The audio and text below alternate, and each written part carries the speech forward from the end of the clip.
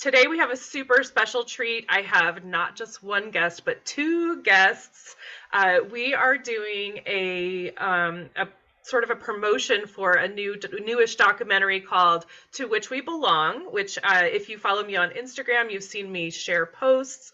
So we have Pamela Tanner Boll, who is the executive producer and director, and this was her idea to make this movie. And this is her third film that she is producing. And we also have Adam Cohen, who is a guest a couple months ago, I think. And I just have so much respect for him because he is so stinking smart and is teaching the next generation to appreciate and to understand gardening. So thank you both so much for being here. I've been so scared, and now that you're both here, I'm so thrilled. I can't even believe I'm having this conversation. So thank you. You're welcome. Glad to be here. And Pamela is in here from Colorado, and Adam is here from Texas, and I'm in Maine. So, Pamela, what a film. So To Which We Belong is a documentary, and it's following 9 different farmers or ranchers who are practicing regenerative agriculture. So do you want to tell us about that, like about the film, about regenerative agriculture? Because I didn't know about it before this film. Sure. Yes, I'd love to. Regenerative agriculture is a fairly new term, but it's just like a step beyond sustainable and about 4 or 5 steps beyond organic. What is it?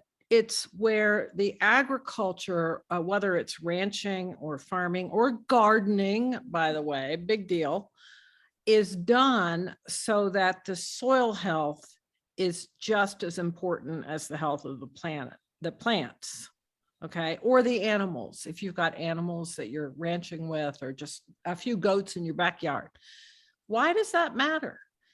Because we're losing our soil, our topsoil, at an astonishing rate. And used to be that the soil organic matter in the world was about 7%, and now it's down to 1 or 2% in most places.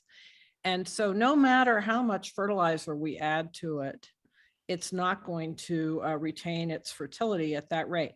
But here's the thing. We also have a problem with the climate getting hotter. We've got that, we're trying to keep it below a certain degree of Celsius. Don't ask me what it is because I forget. It's 1.5.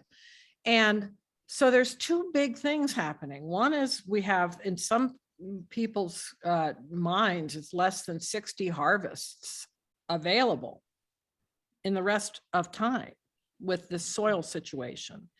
The other thing that's happening is the planet is warming up, which is creating flooding, fires, very hot places that are normally cool. So it's like, oh my gosh, all this horrible bad news. What are we going to do? Well, it turns out there's one thing you can do that really addresses both of those issues. And it's not that hard to do. And it can be done today. And so that's called regenerative agriculture. And it's where it's basically, you don't disturb the soil, you plant seeds right into a mess. Okay. You don't like clear the soil and till it and make everything all neat and brown. And you don't have brown uncovered pieces of land, which if you ever fly over this country in the middle, you see all in the winter, you see all these big, it's like, that's bad because that soil blows away.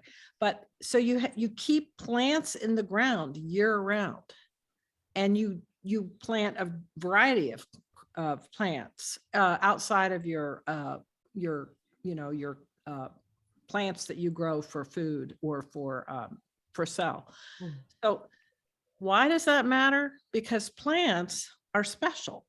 They, through something called photosynthesis, they draw down the carbon dioxide that's excessively in the atmosphere. That's our problem right now, mainly carbon dioxide. There's other greenhouse gases too, but that's the main one. Plants, including trees, their whole mission in life is to draw that carbon down into the soil where it feeds the plant, but also the microbial life of the soil. Who cares about that? Well, everybody should, because it's the microbes that actually create the soil fertility and also the water holding capacity of the soil. So in a drier climate where things are getting hotter, you can reverse that by having green everywhere, including in the middle of the cities, including Dallas, where you are, not Dallas, wherever it is, Adam. The more green things that you grow, whether it's directly for food or for shade or for animals, all that stuff, the less heat there is. Trees and plants change the environment. So it's really, that's why I did the film.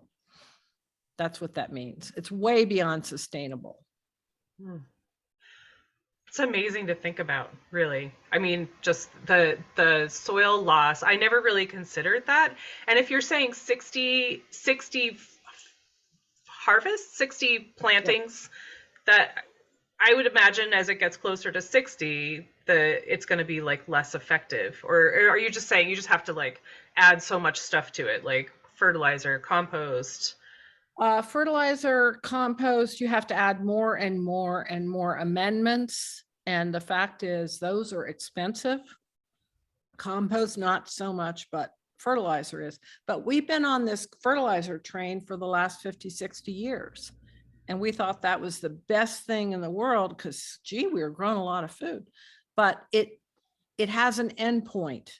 Farmers find that they have to put more and more fertilizers on their crops and whatnot. The other thing that happens is the fertilizer is only 3 things. I forget what it is, but the fertility of the soil depends on tons of other things. The plants will grow with fertilizer, but they're not very healthy. And when you don't have healthy plants, guess what happens? You get lots of pests. So then you have to bring in pesticides. So you can avoid all that by keeping the ground covered year round. Whether, as I said, you're in a city with a backyard, or if you're in even in the tundra, you can keep things planted. It's crazy. It's kind of simple, but it's a new way of thinking. Adam, do you know what those 3 things that are in? I know you do. So, in fertilizer. I do.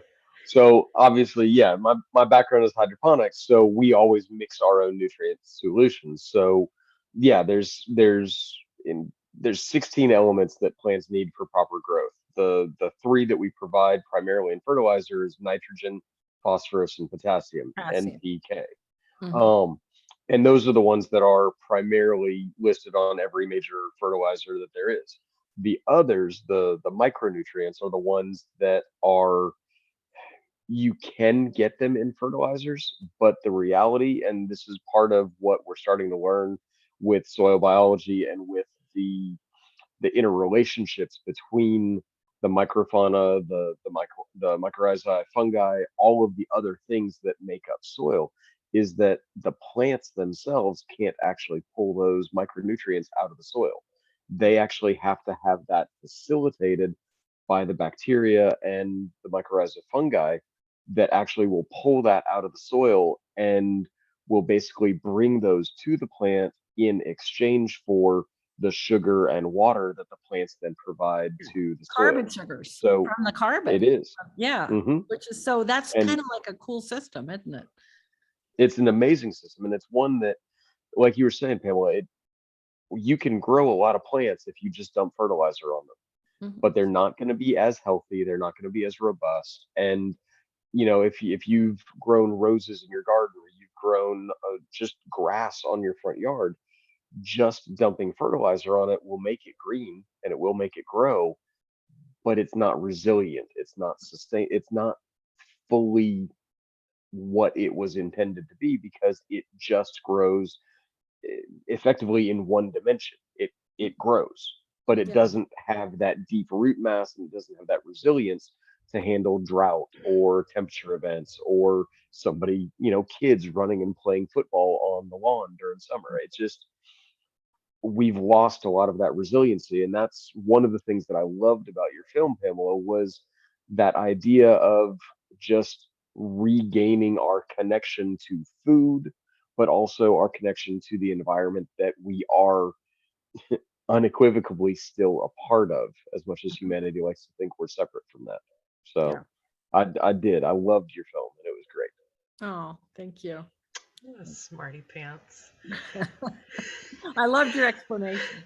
That's so interesting too, that you were saying the resilience, and you talked about like soccer fields, and that is so, I've totally noticed that. I don't have kids, and so I don't do that, but like I always hear that they have to like find a new field for a while because they have to reseed the grass, and that is so interesting. I had no idea that was why.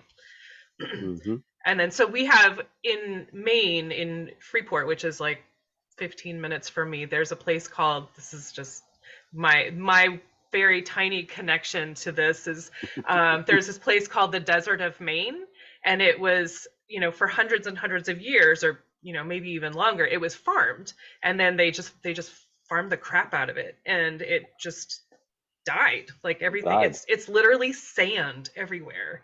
It's wild. But you can bring it back.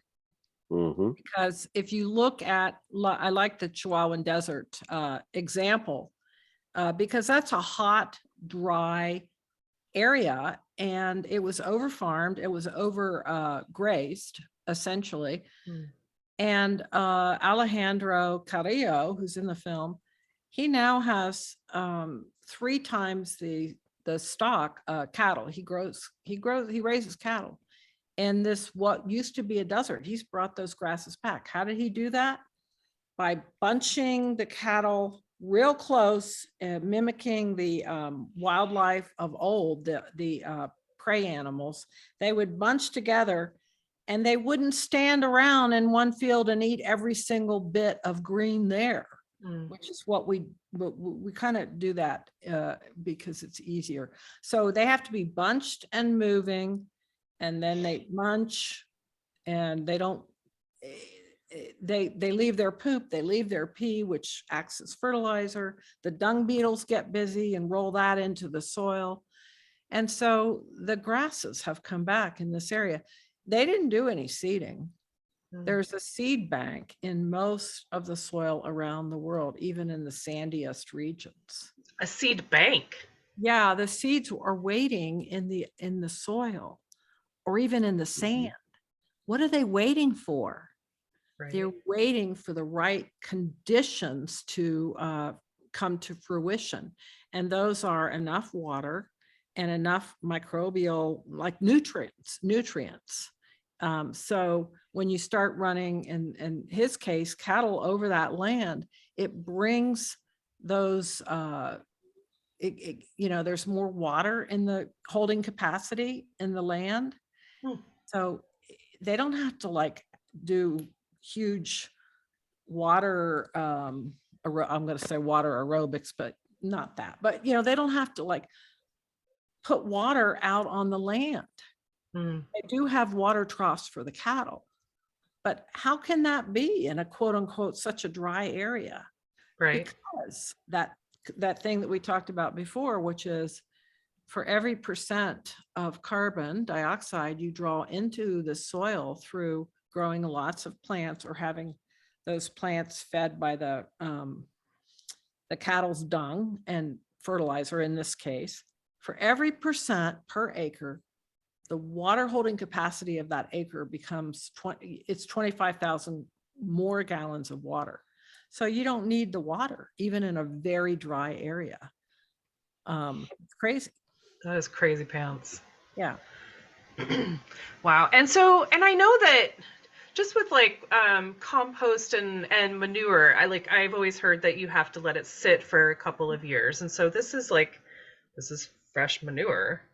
And is that it's not harmful to the, this is all like new to me. This is really interesting. This is a whole new way of thinking. I mean, the other thing about grasslands, we have 5 billion hectares of grasslands in the world. Now that's about 10 billion acres. Okay, that's a lot. It's a third or maybe 40% of the world is grasslands. So you think about, well, you hear all the time cows are terrible, right? And they have methane and all this stuff. They're just awful, just awful. But in fact, when you grow cattle only on grasses and you keep them bunched tight together and moving to a new pasture every day or a new area every day, guess what? There's some evidence that there's bacteria in the soil that eats the methane. Now, this is, it's still a little controversial. I have some real fun science friends who are like, meh. But like 3 years ago, they didn't think regenerative agriculture was doing anything either. They're conservative, and I don't, that's good. But there is evidence that the methane issue is more of an issue when you're doing, you're putting them in the CAFOs for the last, to fatten them up on grains. And it might even be that they're not, well, they aren't supposed to be eating grain, but if they're on grasses, they're healthier. They don't need antibiotics. Right. And they're also returning fertility to the land. But the other thing is, grasslands aren't meant for farms. They don't have the right soil. And they're not that great for cities either, for the same reason. So we need these grasslands to work the way that they're supposed to. That's why I put the cows in this movie. All right. Yeah, I loved that part actually.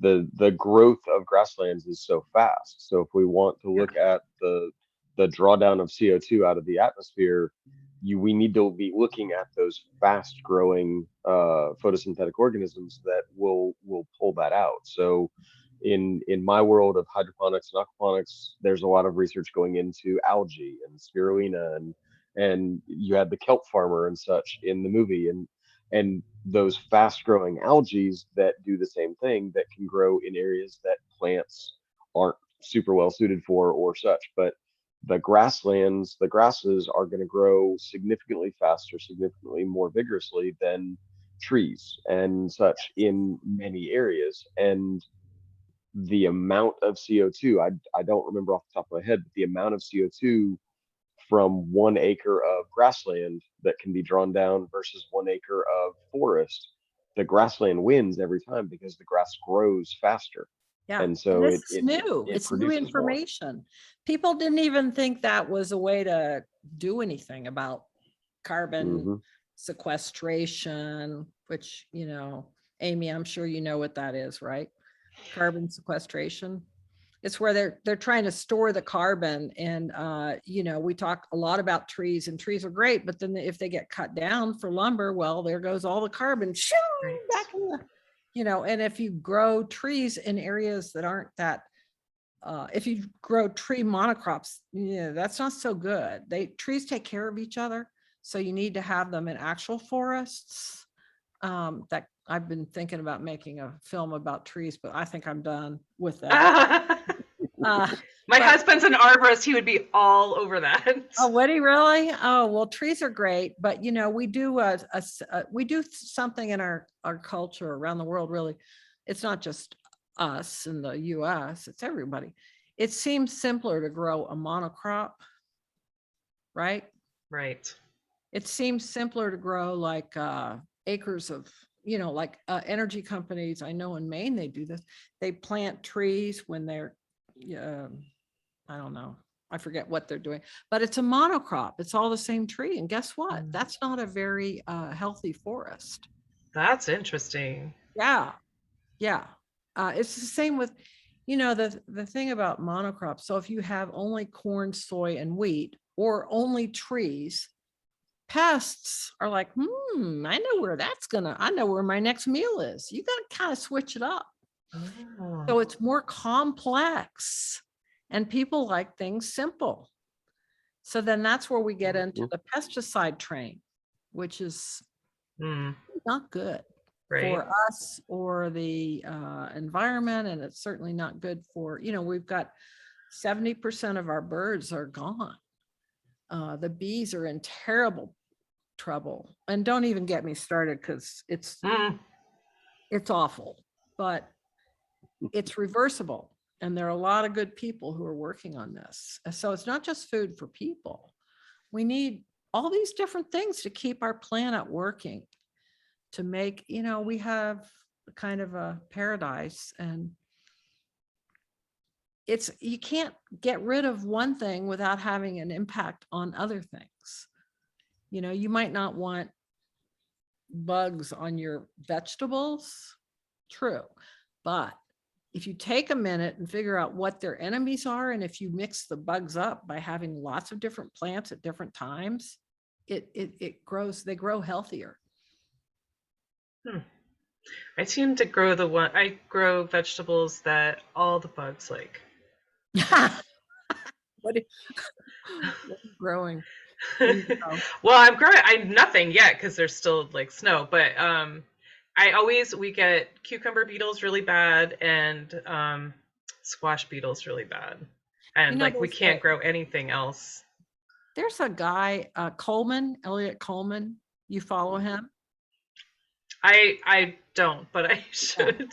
Well, he's a founder, and he's in Maine. That's why I'm thinking about him. He's kind of the grandfather of farming on small bits of land in a way that's very efficient and effective without having to use pesticides and fertilizers and whatnot. And so it might, if you're interested, you might want to look into that, because it's generally a problem of you need to pair plants with the right plants, and you can't plant the same thing every year. That's the other thing. Yeah. It's tricky because I've also heard, and I know that you're supposed to move things around. And I've also heard, don't try to grow everything because, you're going to be overwhelmed. Pick a few things and that you can grow and do them well. And that is to Adam, have a little tiny garden. Yeah. I know. Well, that's why I'm following Adam. I was told after talking to Adam, I was like, I think I need to look into hydroponics. Now, would you explain the benefits of hydroponics to me, because I don't quite understand it. I'm really okay. So I'm a very big proponent of there is no single right solution. Mm-hmm. There is a right solution for a given situation or a problem. Hydroponics is not going to save the world the same way that traditional soil-based ag, even regenerative ag won't save the world. Both can do really great things, but they serve certain purposes. Hydroponics is one of those that I don't. Okay, so let me back up a step. Hydroponics is just growing plants without soil. So you use an artificial environment, a trough or a bucket or a pool or something, and you provide the plants with all of the nutrients they need in a liquid solution, so a liquid fertilizer, and you give the plants the ability to grow. Hydroponics is great in urban areas, in areas where you have brownfields and you can't plant into the soil due to contamination or heavy metals or such. In extreme latitudes, north and south, where you have very few daylight hours for some of the year, so you have areas where the environment, for one reason or another, is not conducive to growing in the soil. Challenging, very challenging. Got it. If you're in the 𝗏𝗏𝗏𝗏 and you don't, you get 10 inches of rainfall a year, you're not going to be able to do traditional soil agriculture. But you can do hydroponics and grow just about any plant you want in that controlled environment. So all of the farming I've done has been in the urban center, so in the middle of metropolitan DFW, and we've produced lettuce greens, tomatoes, cucumbers, melons. I've done gourmet mushrooms in controlled environments and such, and basically the only thing I haven't ever grown is grain crops. Personally, I've never done anything. I know people that have grown rice in hydroponics and aquaponics, so they can be done. They're just not well suited because you have to grow a lot of them. But hydroponics is one of those that it's a great teaching tool, I've found. Every classroom in the country, in the world, could put a small hydroponic system in the classroom, Mhm. and kids could see plants grow from seed to harvest. Mhm. So one of the things that my mission has been is trying to reconnect people to their food and where it comes from. And if you have access to a farmer or a rancher, you need to go out and see their ranch. You need to go see them take care of their animals, and you need to see the giant machinery that runs these corn and soy farms. I mean, even though they're monocrops, it's impressive to see it. Oh yeah. Could be done better, admittedly, but it's still impressive.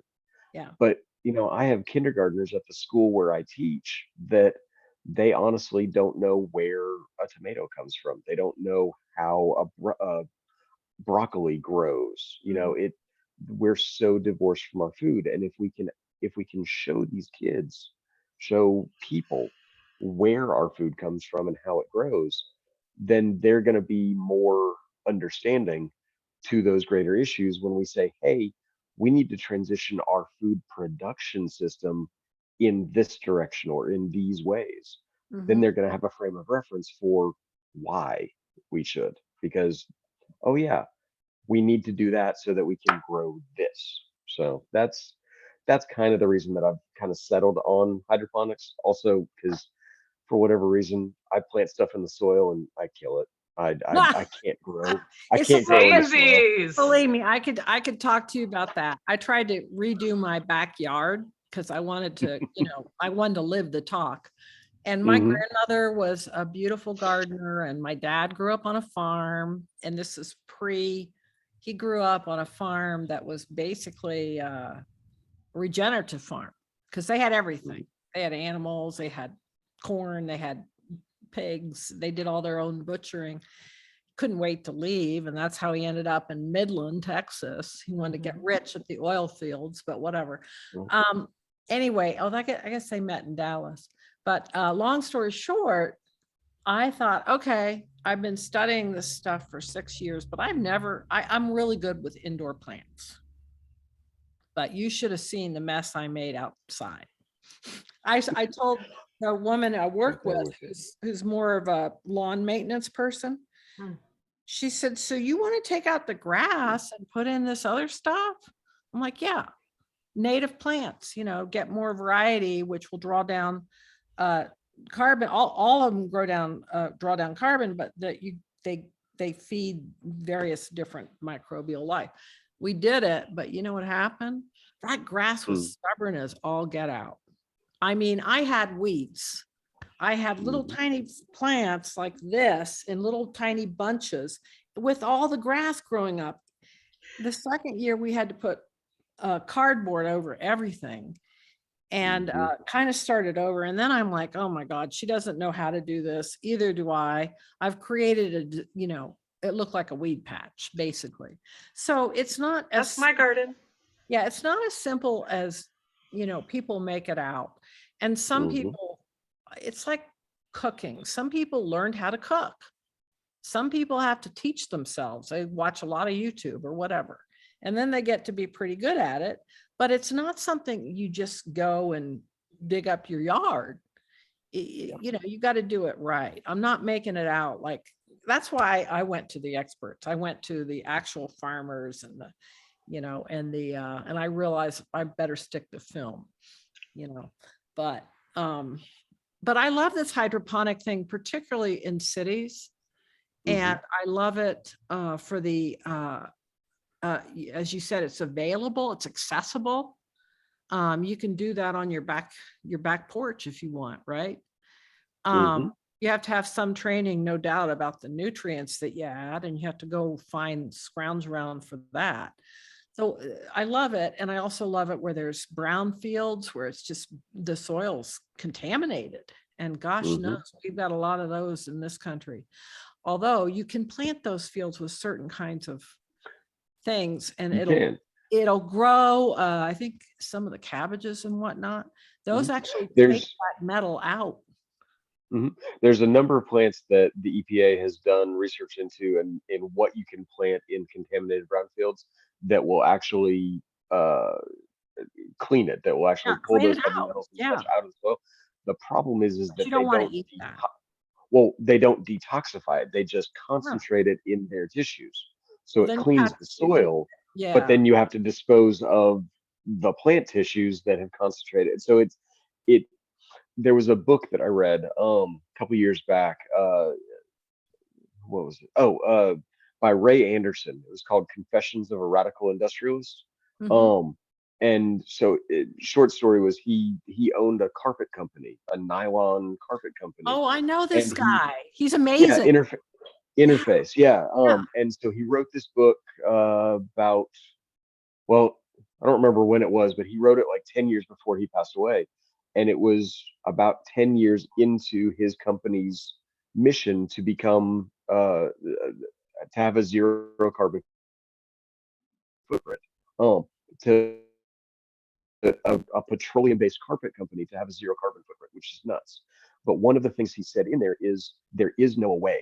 We're Exactly. all on planet Earth, Yeah. so trash and waste doesn't exist.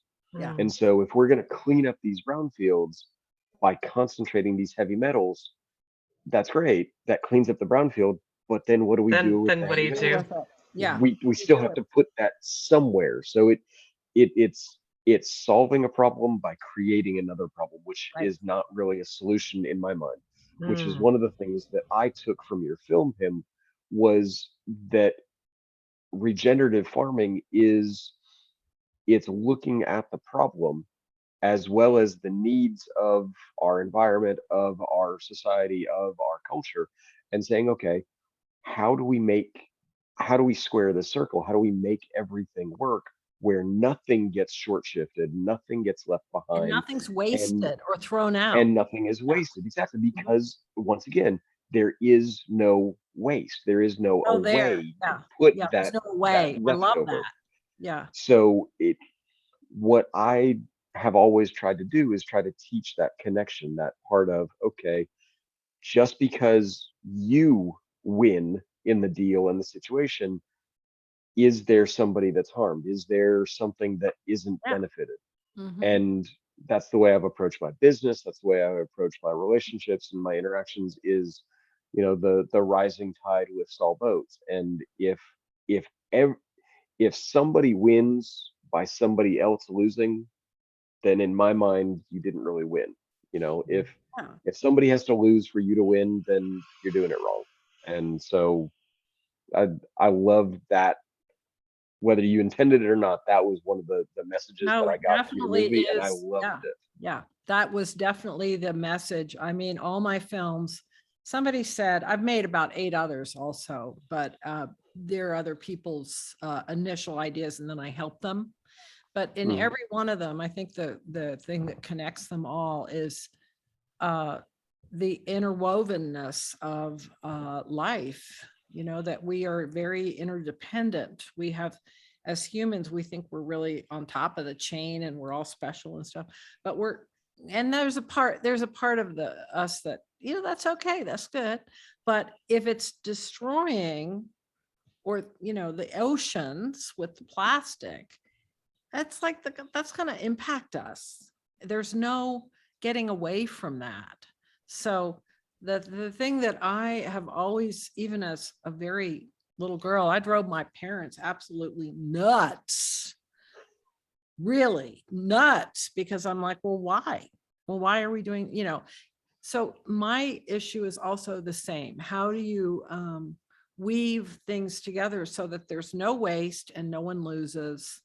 And we recognize and acknowledge the sacredness, really. Mm. It's kind of this connection, this interconnectedness is a sacred, it's sacred to me.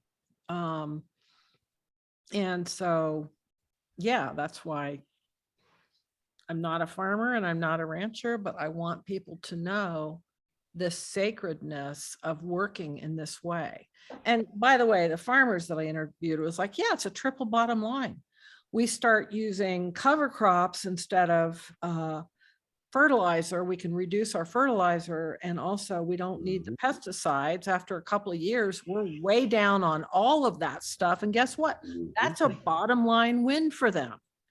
And you know, the Trey Hill, who has 10,000 acres on the Maryland area, he's like, it looks like a mess.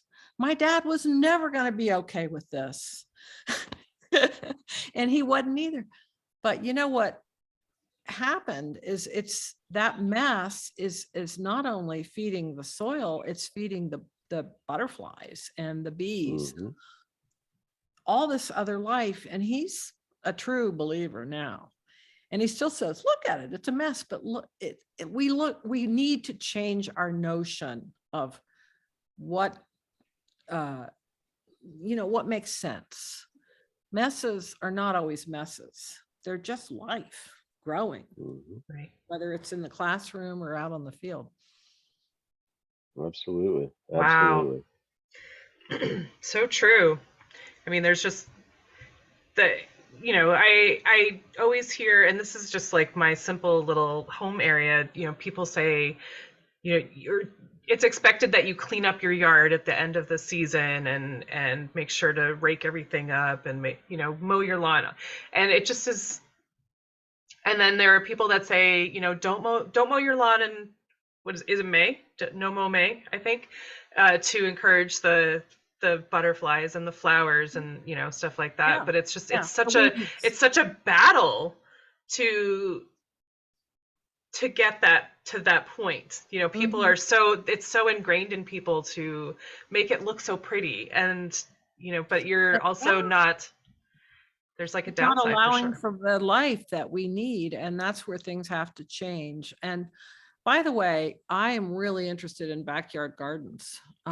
We may very well make a series of videos for, I forget what the name of the organization is, but my co-producer who lives in Rhode Island has been in talks with this company that it's like a adult ed. They're all over the country. I forget what they're called. Agriculture extension schools, I think. Oh, okay. They're teaching people how to garden in their backyards. The cooperative extension? I don't know, but it's a big deal. It's in every little town in the country. So we may work with them to show people how to compost and how to grow both vegetables and flowers that are both bird friendly and bee friendly and human friendly. And they're really changing their minds about how things should be. This is a very influential organization. I can't remember the name, but we're not working with them yet. But I think, here's the thing. There's something like 40 million acres of lawn in our country alone. And if we could turn that into, even half of that, into a more natural habitat. Now, it wouldn't have to be all weeds like I made, because I didn't know what I was doing. But you plant part of your lawn in native plants, and that's going to feed the birds and the squirrels and all the worms, everything that makes life happen. It doesn't have to look that messy. And if we had 40 million acres, and you know how much carbon we could draw down? That's a fair amount. You know, it's like for every acre we can, these farmers that I've been talking to are definitely increasing their soil organic matter, which is basically carbon, from 2% up to 7% within a couple of years. That's a huge carbon sink. And it's what makes that soil beautiful and black. Yeah, go do your compost for sure. But what you really need is to just put a lot of different plants in the ground. And that'll begin that process. So 40 million acres of lawn is a monocrop. And I understand the need to want things to be perfect. We don't have so much control in our lives, do we? Right. There's so many things where we have no control. There are things Mhm. we just have to learn to let go and let it be the way that it wants to be. But people they love making their lawns beautiful because it gives them a sense of order. And there's Mhm. not, it's chaotic out there. Life is hard. Mhm. So I completely get this whole lawn thing. Believe me, I grew up in a lawn situation, even in West Virginia.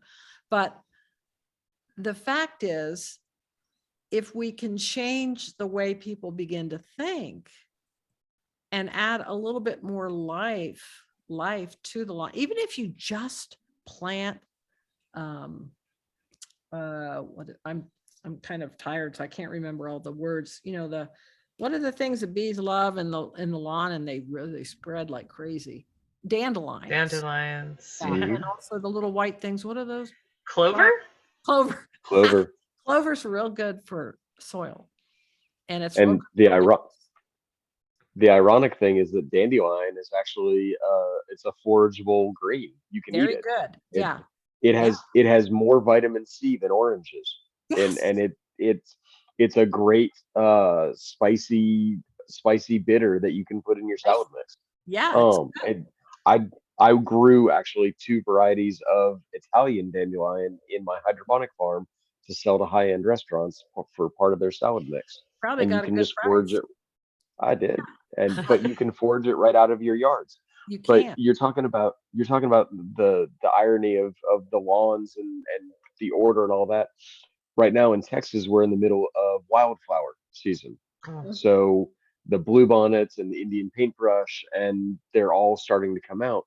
And I just think it's absolutely ironic because people are driving 45 minutes, an hour out into the country to go look at these fields of wildflowers. And yet, driving through the city the other day, I watched somebody with a weed whacker cutting down Very things. wildflowers that were growing on the edge of his yard. Yeah. And I'm like, wait a second. This Mhm. doesn't make Right? sense. Well, We humans celebrate it out here, but we destroy it over here because we don't conceive of the fact that our yards could be the same as what we have out in the quote unquote country. Yeah. And it's funny.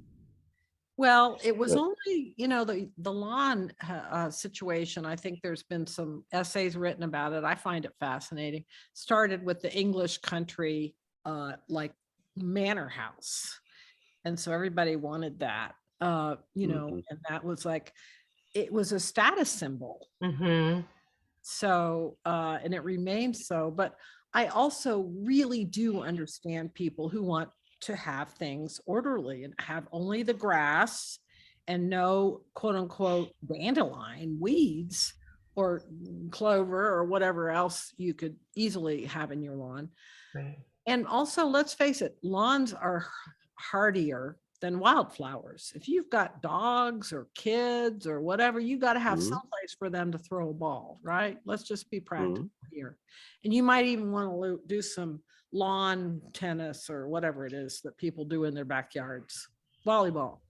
Hard to do in a Mhm. wildflower place, but that's why my suggestion is that you don't have to get rid of your lawn, but you can plant more plants around the perimeter and just leave a little there. Mhm. And even the lawns will actually grow better with fewer needs for fertilizer if you allow clover, which is, by the way, not Mhm. nearly as, I don't know, reviled, I guess, as dandelions.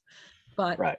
And clover is soft. I would love to have a lawn of clover. you can It's do so it. wonderful to walk on. Yeah. Oh, I don't have a lawn right now. I have Well, but all if you native did, grasses.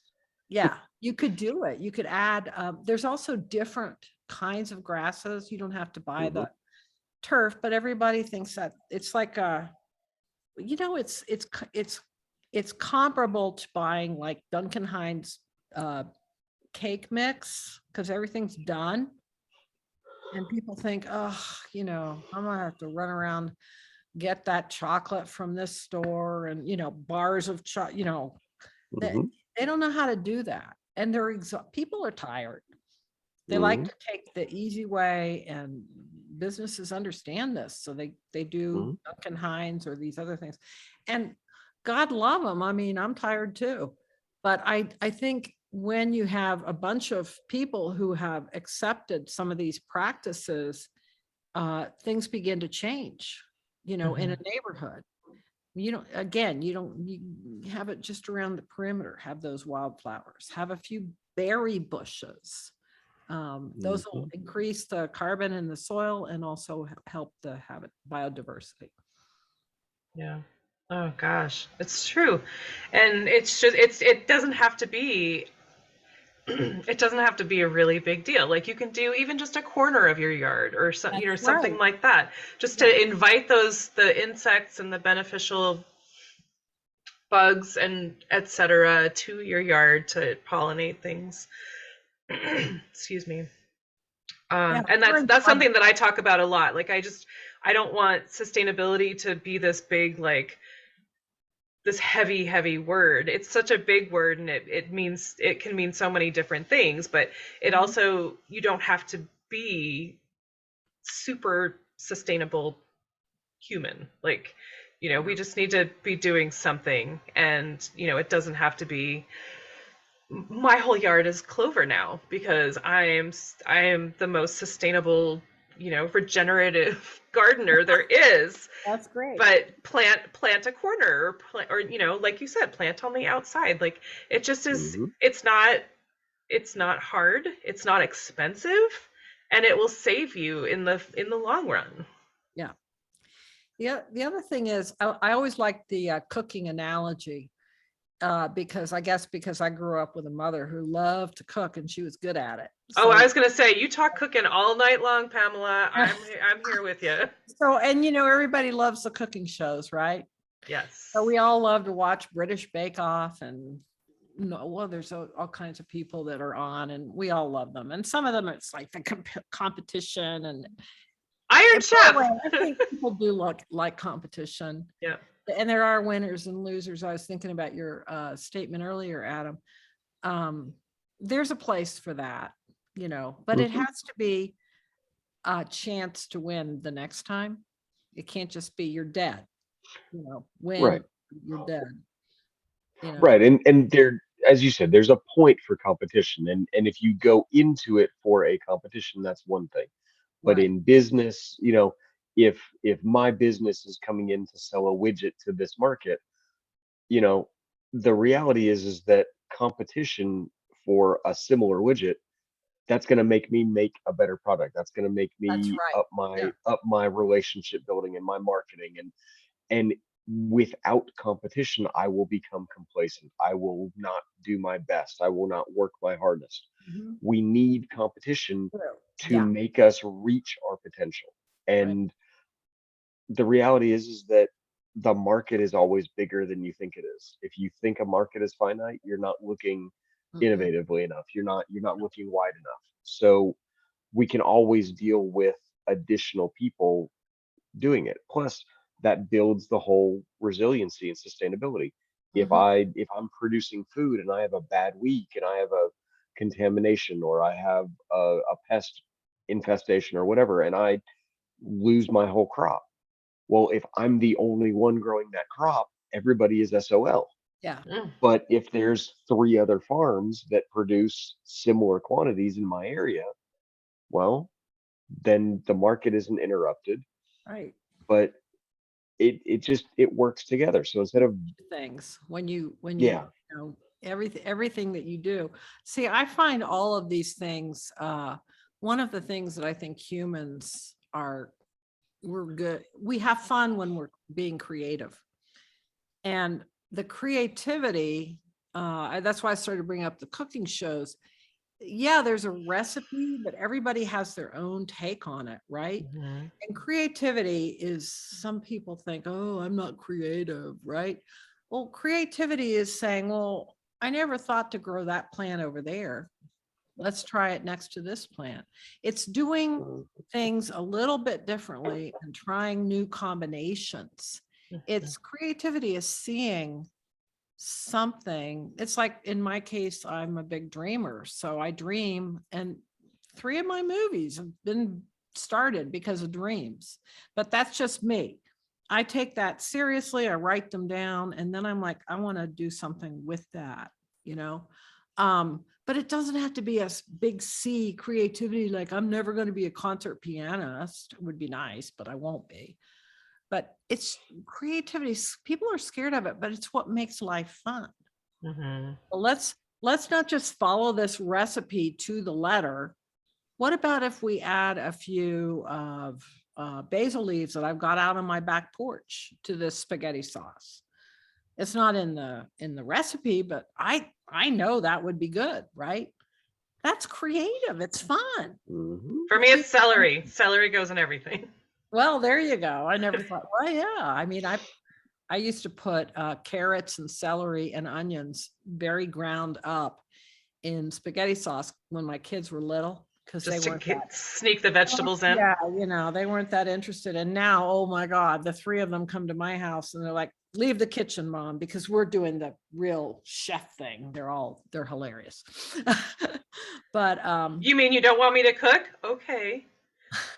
I end up being their sous chef, though. For sure. I hand them the ladle or the knife sharpener. Yeah, it's funny. Anyway. Oh goodness. I love that the word resiliency keeps coming up. I think that's so, it just seems like a really important word, and it's not something that we really think about when we're thinking about agriculture. I mean, now it's a newer word to agriculture that I'm aware of. But I think it's so, it's not just healthy, but it's resilient. Like, it will stand up to more traffic and to pests, to heat, to storms. Resilience is being able to withstand by coming up with a slightly different way of being. You can't just sit in your house crying. I mean, we all do that. I'll do it. I was doing it this morning. I watched a movie that made me cry, and I'm like, yes, I like crying. But resilience is important. It's again, it makes life better also for everybody. Yeah. Oh my gosh. So this has been like so trippy for me, and just like the most fun. I want to respect your time. I know, Adam, you're still at school, so I want you to be able to go home and like have dinner and stuff. But if you don't mind, I have a couple of questions, and they're not like super like intense questions, but so after watching the documentary, Pamela, what can we at home be doing to help to heal our soil? And I know you were talking about planting native flowers and plants as well, but what can we do at home? There are, I just came across something recently. It's a government program, and I don't pay too much attention to what the government does because, well, mainly what you hear is they're not doing anything, but in fact, they do stuff. And one of their programs is to help farmers and ranchers and small plot farmers also to grow in this way. So you can go to that extension school program if you're, and learn something about that. But if you don't have a plot of land, that's fine. If you have, a fire escape, if you're in the city, I mean, New York City is where I at one point lived a long time ago, a lot of fire escapes, people growing huge amounts of plants. But you can also work in community gardens, even if you don't think you can grow a thing. Or you can, even if you don't want to grow stuff, if you're not into this, getting your hands dirty, you can find out what your city's doing in terms of, there's something called the America Beautiful program, and it's reaching every single state. And it's an initiative that's fairly new, or maybe it's a new iteration that is addressing climate change by protecting and preserving and helping 30% of the planet, and the land and the oceans. And there you can go and find out what they're doing in your town and get involved. You can do stuff like write your congressperson. It's like everyone says that, but they actually listen. It's real interesting. And, you know, in the latest, this new Biden thing, he had that, what was it called? Something reduction. I never get the terminology right. It's a reduction, something or other, but there is so much climate stuff in there. It's crazy. Like agricultural schools are getting $25 million grants to teach people how to do this new ranching and farming, and also forestry. You can go to, there's a lot of groups that are really in the thick of this, and you can support them. You can read their literature, tell other people about it. 3 of them that are in our film are the Savory Institute, which is basically they help ranchers around the world ranch more effectively, even in very dry areas. They've got 70 hubs around the world. You can go see what they're doing and seeing if there's something in your area to help them. And then the other person who's in our film is a guy from the Nature Conservancy, which is all over the world also. And there's just local organizations, you know, there's cities that have, back in Boston and where I used to live, that they had Arbor Days, and they had cities designated as being tree cities. You know, there's so many things you can do. You can join a CSA. You can get your fruit and vegetables and from a local farmer. That's hugely impactful. Some farmers that I've actually featured in the last movie I did, which is called A Small Good Thing. They're in Massachusetts. And they have 4 acres, and they have, I can't remember how many people they have, not that many, but they're making 100,000 a year easily on 4 acres from CSA participation. So you help those folks, and you're doing a good thing. And all you have to do is be a good consumer.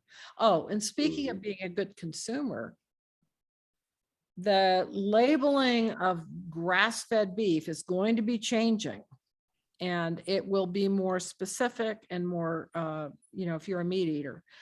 But you can buy that beef. It's not that much more expensive. And so you buy less, but it's good. And it's better for the planet. It's better for you as a person. You can, it's just like, I don't know how old you all are, but in the 70s, organic was like a hippie thing. In the 70s, it was like, oh, nobody's buying that stuff. It's all expensive and who cares? And I'm sure what we're doing is fine.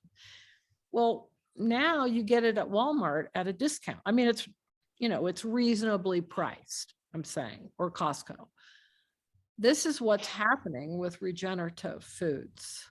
So be a good consumer.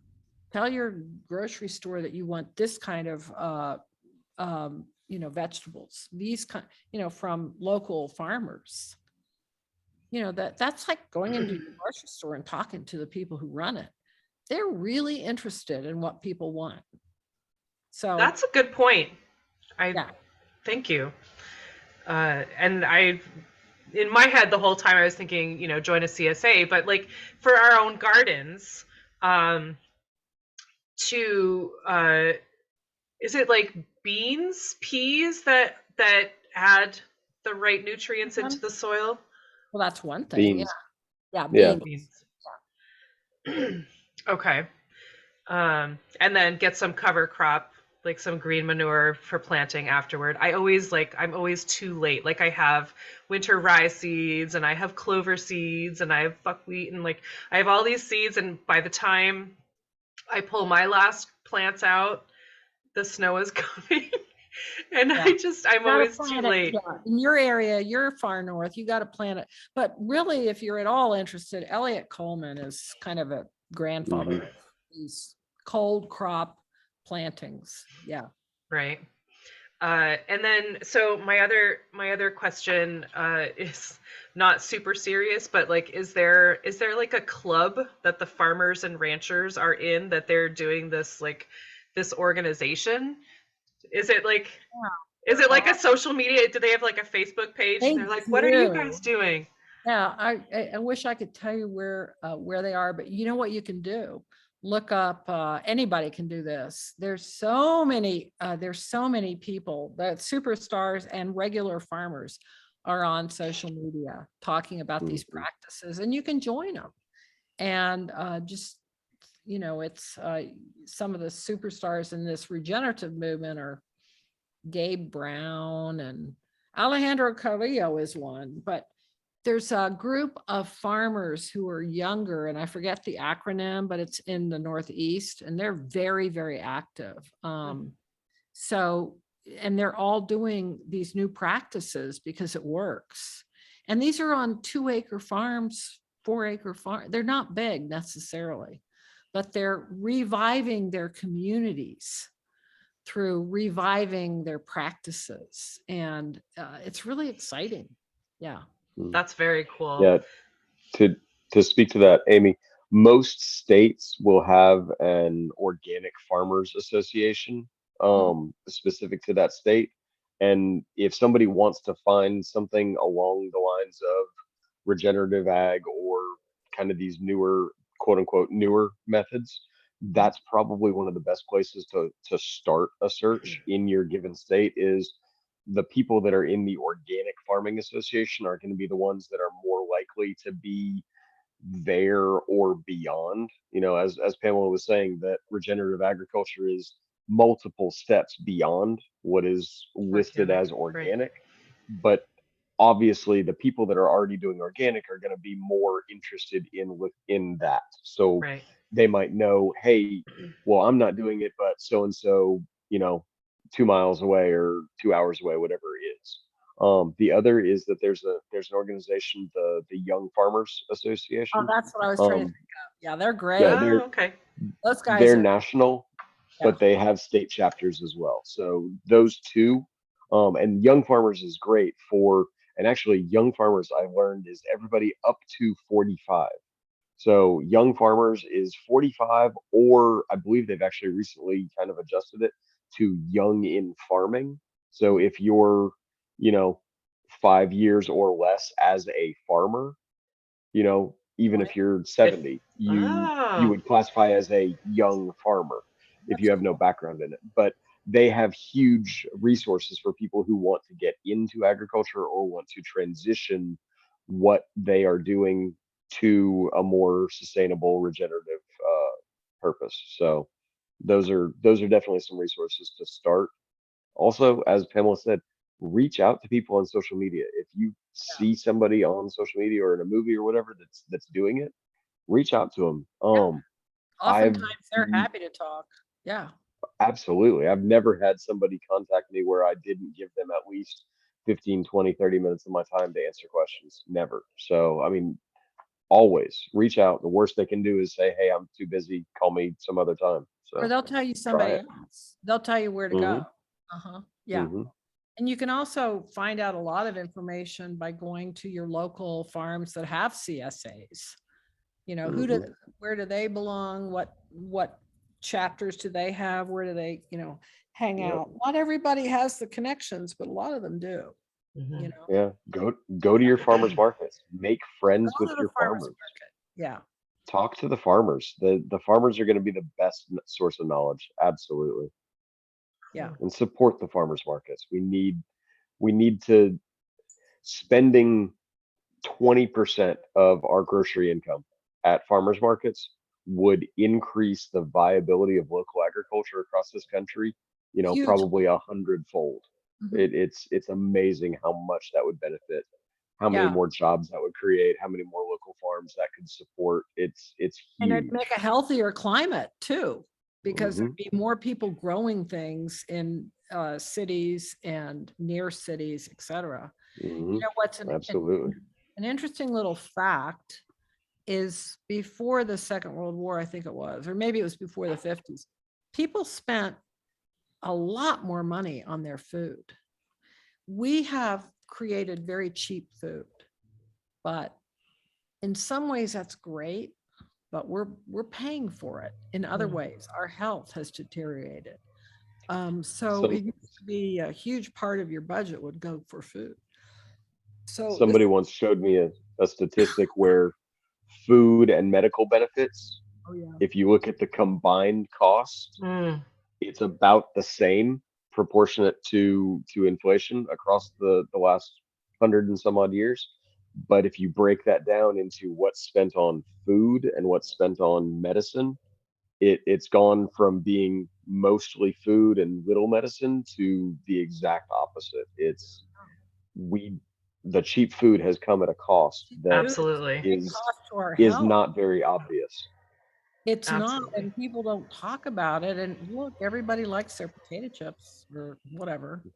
I like Fritos, but Mhm, that's not really healthy food, you know. And mhm. when you have farmers, it's kind of fun to go to a farmer's market. You know, all the Absolutely. people are out. It's like a fair, an old-fashioned fair, right? So support those folks. Mhm. They're the cutting edge. They're the you know, and eventually it'll get into these whole ideas. We'll get into. I mean, I got to tell you that I work a lot with people who are big. They're bridge builders. They like to work with the big businesses. I'm not one to say Monsanto is the devil, although frankly, they need to get out of the business they're in for right now. But you know, it's interesting because I talk to a lot of people who are working with the Walmarts of the world and McDonald's to try to get, in their cases, more certified regeneratively grown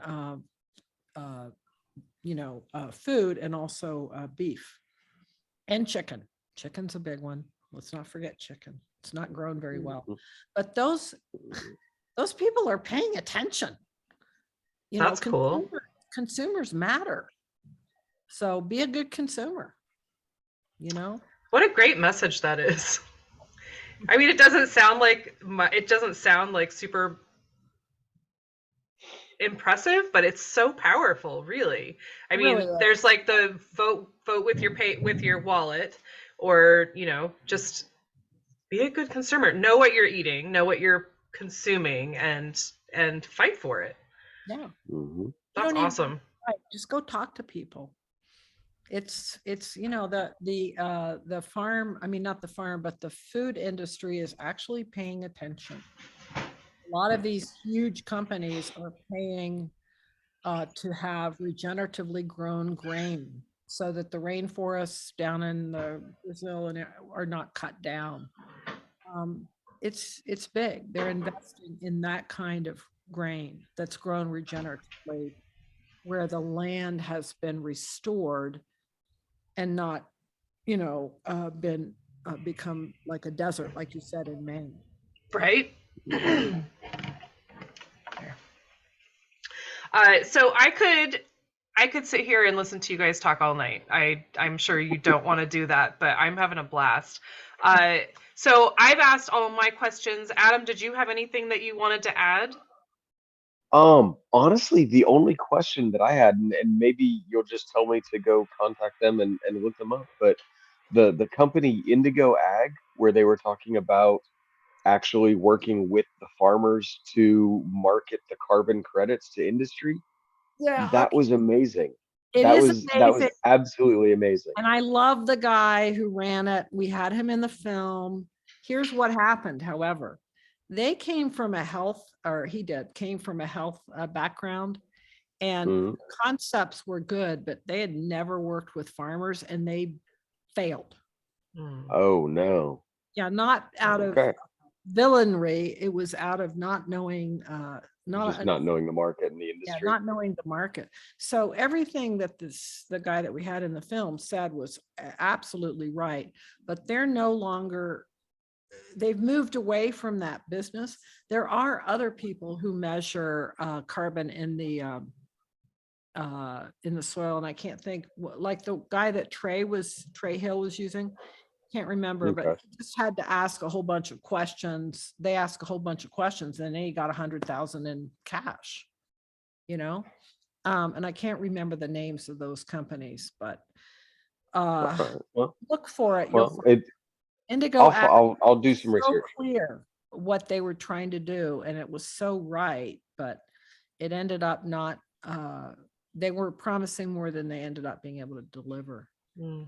Well, that's unfortunate, but It is, you but can't make we're in the you Wild can't make the West. omelet without you can't make the omelet without breaking the eggs. So you got to at least Right. try it. This is a whole new thing. Everybody else, by the way, are doing great. That's cool. Yeah. So I always ask everyone at the end of my episode, what does the word sustainability mean to you? And I know I said earlier, it's just a really big, it's a really big word, but it means something to everyone, I think. And so Pamela, what would you say sustainability means to you? Well, sustainability means that we can continue as humans to live on a planet that supports not only our life, but the life of everything that we depend on and that depend on us. And that includes restocking the oceans. The oceans are in trouble. It means, so it's that interconnected. To me, it's more everything, understanding that everything is interconnected. That will make us be able to sustain life on this planet. I don't believe in zooming off to Mars, by the way, to live. That's just not. Same. I mean, that's like, are you kidding me?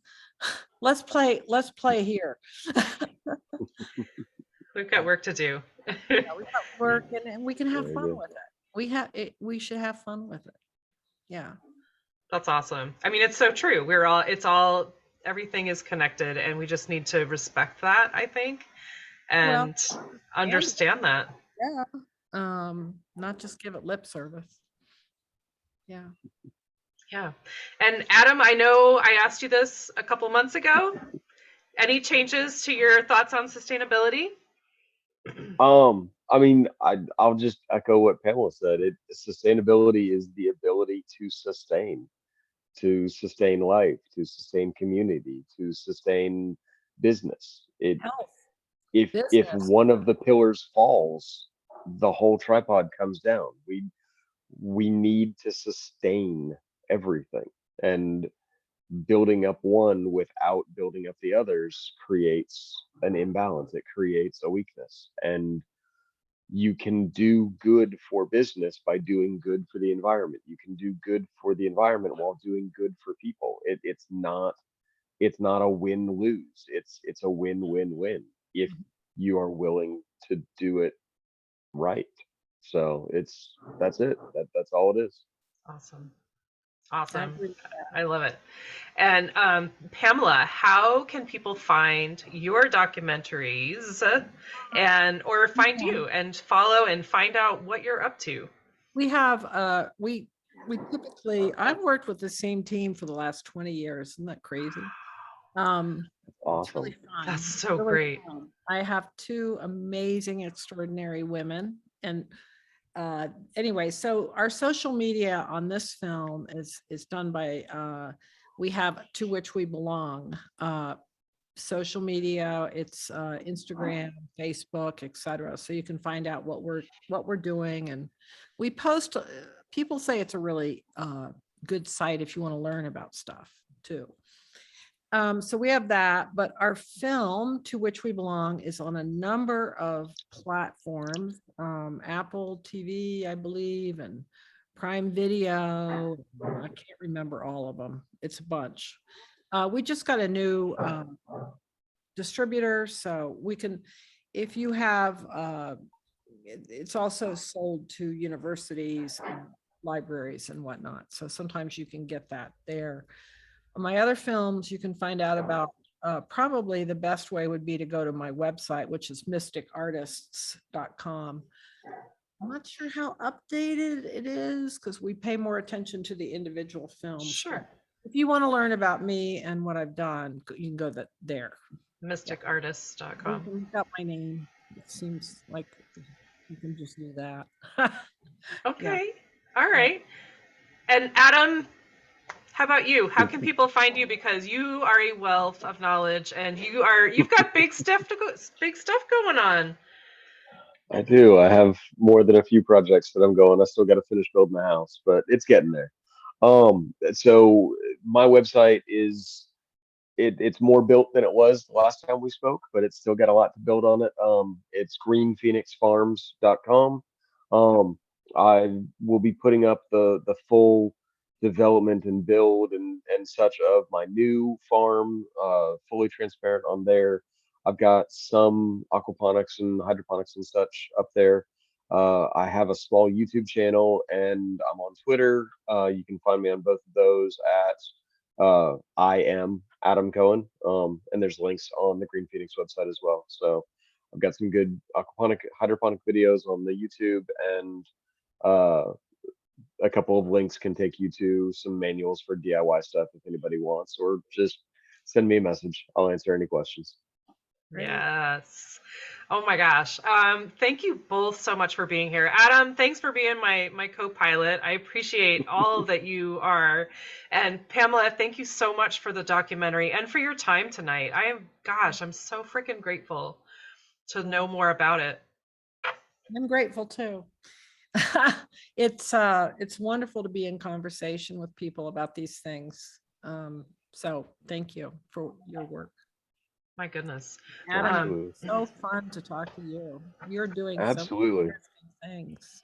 Love it. Well, thank you so much, Pamela, and thank you again for making this movie. I enjoyed it, and I really enjoyed our conversation. Yeah, me too. Yeah. Thanks, Amy. Cool. All right, you guys. Definitely. Thanks, Amy. Take care. All right. All right. Bye.